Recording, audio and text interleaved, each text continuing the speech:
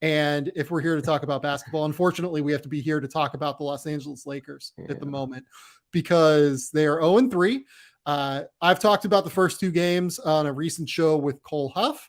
And today, probably an hour before we're starting this podcast, they played the Portland Trailblazers in what was a really fun game. I watched it while I was at the gym, and it was a strange game where, Portland got out to a lead early. The Lakers really built momentum in the third quarter.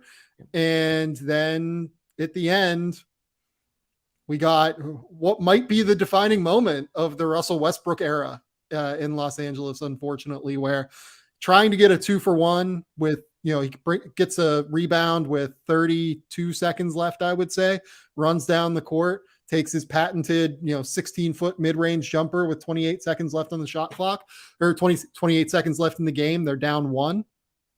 And it just, I know what he was trying to do. He was trying to get a 2-for-1 and was trying to maybe, give the Lakers an extra possession late.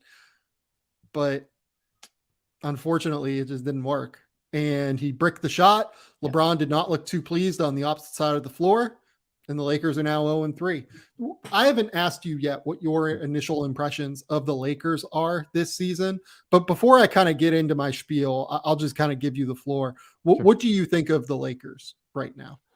Yeah, I mean, I think today's game with Portland was somewhat indicative of kind of my overall opinion of them, whether it was last year, but certainly bleeding over to this year with a lot more tension building between their three stars. They just seem very fragmented, that every player is kind of out there going through their own kind of motions a little bit and not playing off of each other or helping.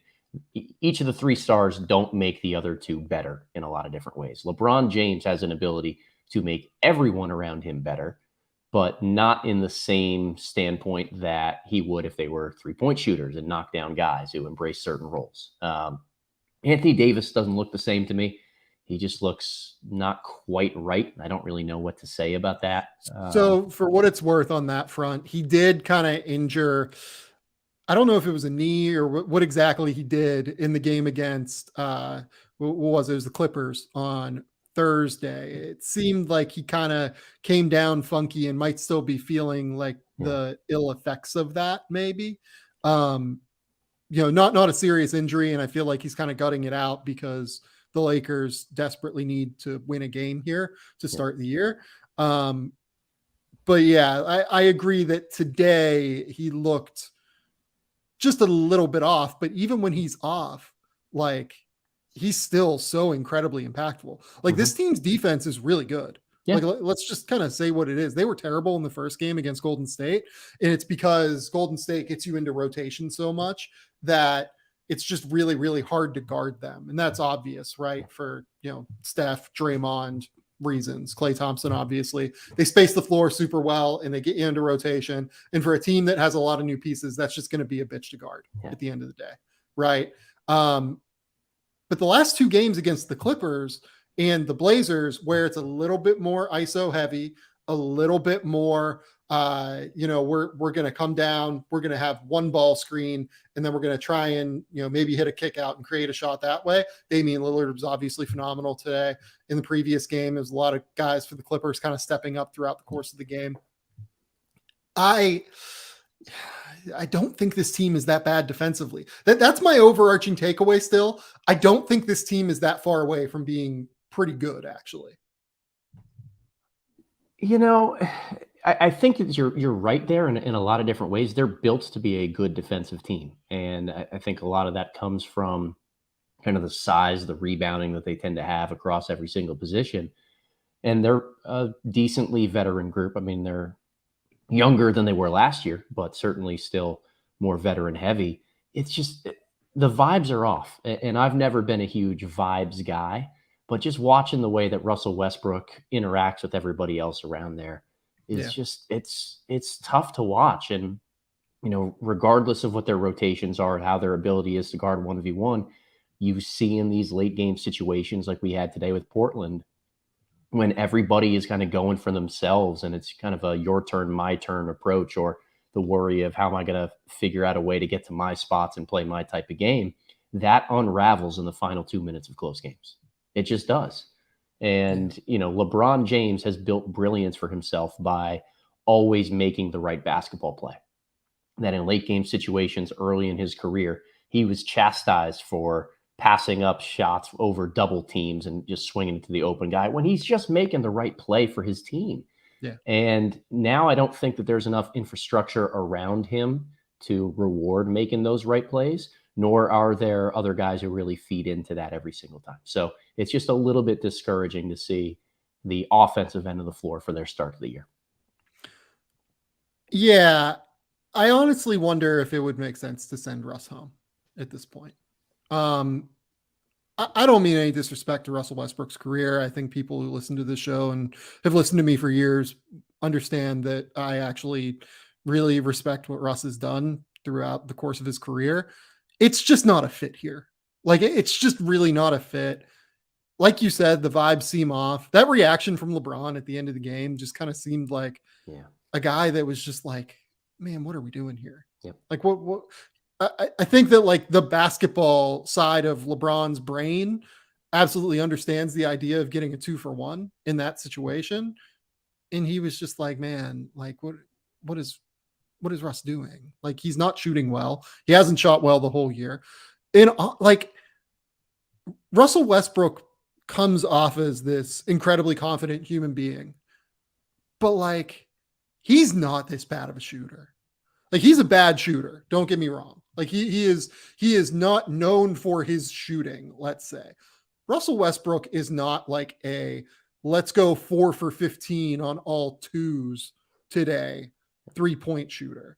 He's not a, guy that shoots 0 for 11 from the field against the Clippers. And just like, frankly, I wonder if it gets to everyone, right? Like, we kind of saw it last year get to Russ a little bit, where he kind of stated the idea of like, hey, like, this weighs on my family. Like, my family sees when you call me Westbrick and things like that.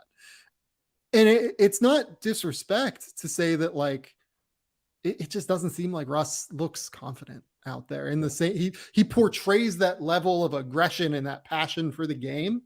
And that's just who he is as a player, right? Like, he's always going to be that guy. But you got to wonder, like, when he goes up for shots, like, is he feeling that level of, I think during Russ's career, he's always felt like he's the best guy on the court. Right. I wonder if that is still there. And if that isn't there, is it having an adverse effect on his shooting? Because he's not this guy. Like, let's just, he is not like, 4 for his last 36 from the field or whatever the hell he is now. Right. I feel like I feel for Russ a little bit, but it's not working. And I wonder if it's just kind of time to end this. Well, he's always been the hardest worker, Russell Westbrook, and he gains his confidence not just from his ability, his elite athleticism, but working hard and doing the same thing over and over and over again is what breeds confidence. But when you're doing the same thing over and over and over again, and it's not working and it's not succeeding, and that same work ethic that you put in isn't bearing out results, where does your confidence really come from? I always say that in order to age gracefully in the NBA, you need to be able to be a good jump shooter. And that's just not something that Westbrook has added to his game with the same type of urgency. Again, it's not that he's this putrid shooter as he's kind of showing right now, but the catch and shoot ability, the willingness to stretch his game to 3 and play more of an off-ball role, that's how guys tend to age gracefully. And what we're seeing right now is just kind of the building up of all of the frustration that goes into the process of trying to play his game the way he always has and seeing it's not necessarily working. The Lakers just, they don't have enough 3-point shooting to surround all of that to make it work on the offensive end of the floor. And we've seen it, like Matt Ryan has gotten a little bit of run. Isn't it? Like, it's contagious, right? Yeah. Like, this team knows it's not the best shooting team, but knows that it has to take threes because the NBA is just a math game, right? Yeah. Like, at this point, if a team takes 25 more threes than you in a game, it's just really hard to overcome that, even if they shoot 30% on them. Right. it's just tough because they're, even if they shoot 30% on those extra 25 threes, that's like an extra, what is it, like 8 points or Right. something like that, 7 points. It's just hard. It's hard to overcome 7 or 8 points of a deficit just based off of math in a game, let alone, anything else. So it just is a situation where you have to take these threes, but it just becomes so difficult to overcome. I'll be honest. I think this team is like worth shaking up. I think this team is like actually worth continuing down this road. Anthony Davis, even though he like doesn't look like 100% right now, which is a concern because it's Anthony Davis. And, I think again, it just goes back to that, little thing that he suffered in the Clippers game. And like, if he took a couple of games off, would probably be okay. That doesn't come from me as a doctor. That's just like a total guess. He's playing really well defensively. The Lakers as a whole, with Anthony Davis, the Patrick Beverley minutes, LeBron James looks fairly engaged defensively, I think. Like, this team is good defensively. Austin Reeves is like a smart defender. Juan Toscano Anderson is like a useful guy to have out there.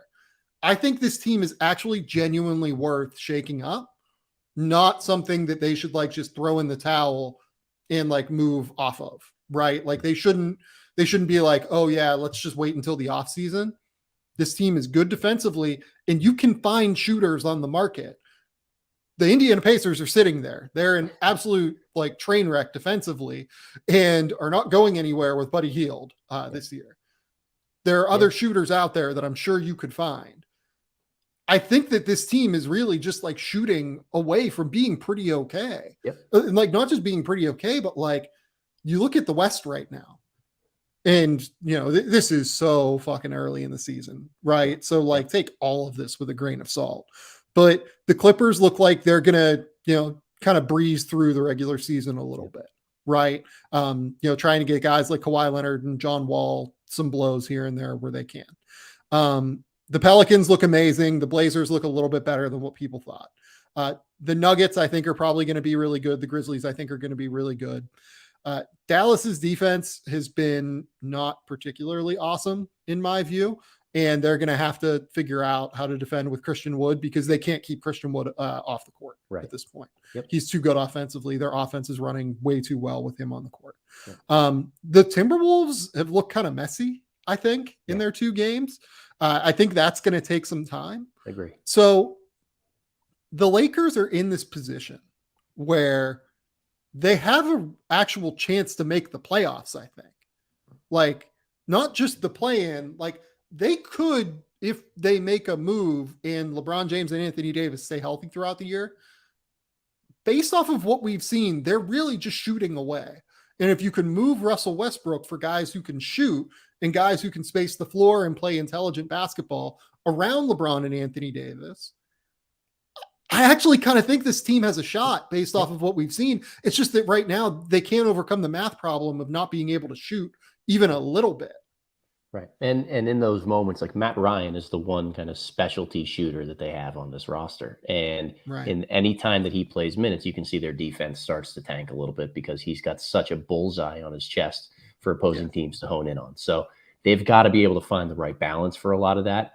The fear with anytime you have a shooter that's got a bullseye on their chest is, they play a little bit smaller on the defensive end when they put AD at the 5. If you had a truer, bigger rim protector, somebody plotting back there that was maybe like a Miles Turner, wink, wink, that would do a lot to try to cover up some of the weaknesses that one of those shooters might have. But I agree with you. Like this, not all hope is lost. It's 0-3. The vibes are off. There's something going on with Westbrook and Davis that doesn't have them looking like they're, I don't want to say buying in, but just not playing very confidently. And I think that both some small roster tweaks and finding a way to address that situation can really get them back on track.